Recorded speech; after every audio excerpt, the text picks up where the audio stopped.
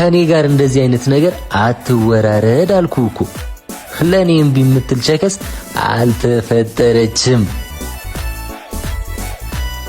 አቅምን አውቆ መኖር ጥሩ ነው፣ ታላቅ ችሎታ ነው።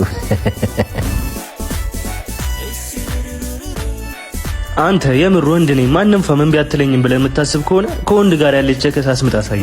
ቆይ አንተ አሁንም አታርፍማ? እሺ በስንት ትሄዳለህ? በፈለከው ከኋላ ሁለት ካፕሎች አሉ፣ እሱ ጋር እሷን አስምጣ ሳይ።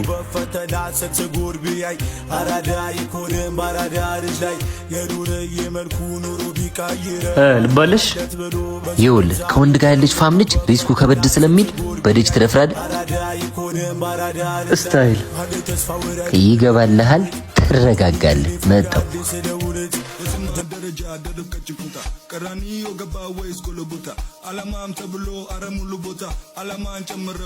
አቤት እንኳን ደስ አለሽ። ለምኑ?